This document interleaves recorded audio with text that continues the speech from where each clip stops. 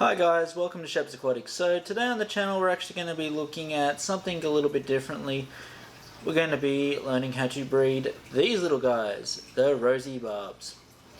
So a fairly easy and straightforward fish to breed, but that's enough of that. Let's get straight into the video.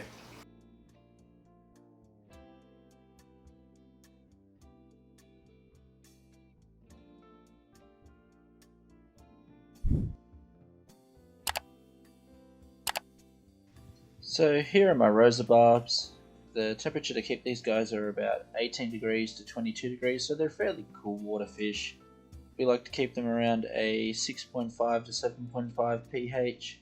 They're a reasonably easy fish to keep and will get along with most fish as long as they're in pretty good numbers.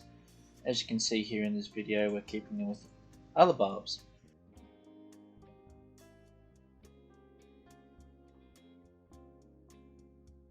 So here we have selected the male and female, male being on the right here, which has a lovely bright orange color. They get this color when they're mature and ready to breed. He's a little bit bigger than his female counterpart, which we're getting over to here on the right. As you can see, she's a lot more golden color, and apart from that, she's a little bit smaller and a lot more round and plumper than he is because she is full of eggs. So what we do to condition these guys is actually feed them with frozen bloodworms, some good quality Akari pellets, and we get them ready to breed for about a week or so. Following the preparation to getting them to breed, we also have set up our little breeding tank, which happens to be a 20-litre Kmart tank. So as you can see here, I am lowering in my little floating cage, which has a mesh bottom and just floats there on top of the water. And also we're about to put some Sawasa tang in. This will let the male and female swim around freely and lay their eggs within the Sawasa tang, which will then fall down through into the tank space below, and they won't be predated on by the parents. So here's just a top view of it. The dish is probably about 3 inches deep. So now we're just going to add the male and female into the tank. So this is the female going in first. I just put the female in first because she's smaller and I don't want the male to pick on her as soon as she goes in. So I actually do wait probably about 3 or 4 minutes before I add the male, just to give her a chance to settle down and not be so stressed out. So when the male goes in, she's a lot calmer.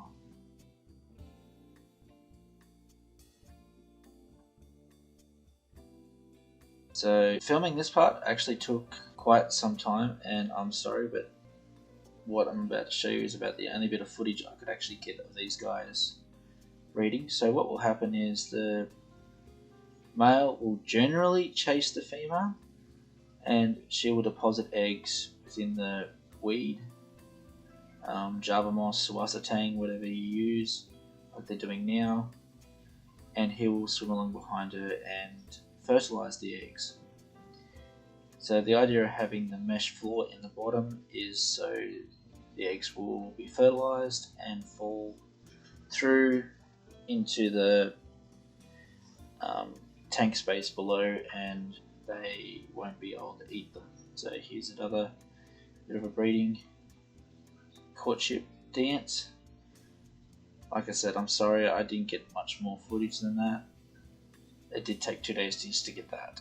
And when you wait 4 days, this is what you'll be greeted with. A bunch of hungry little fry that has just started to free swim. So I estimated roughly I got about 200 to 300 babies in this spawn. The parents were in the breeding tank for 2 days and this is what I got. So lots of little babies.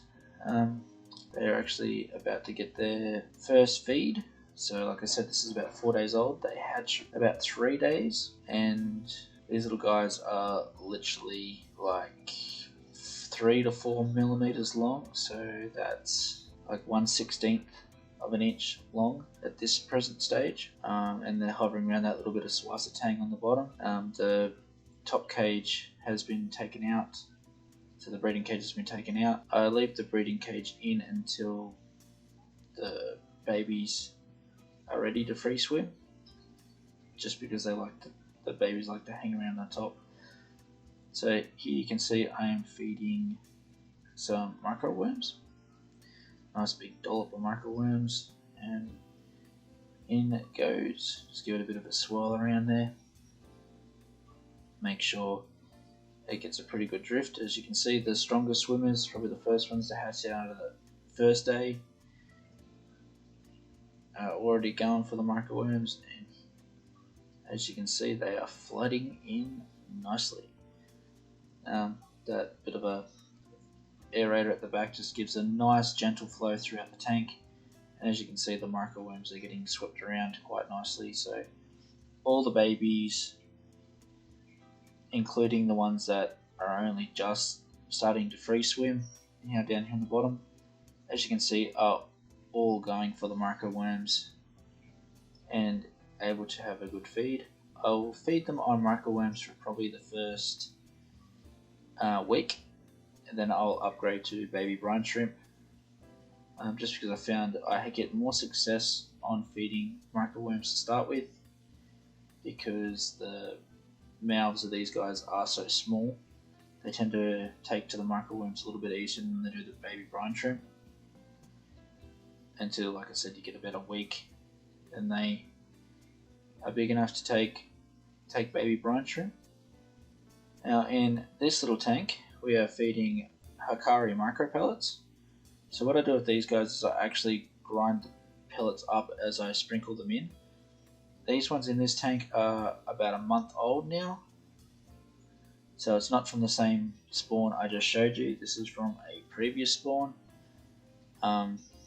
They are now taking pellet food, and when I start feeding baby brine shrimp, I'll also be giving baby brine shrimp to these guys just as a bit of a supplement feed, because I make way too much baby brine shrimp, and that'll go to my guppies, these guys, and my other micro predators within the fish room.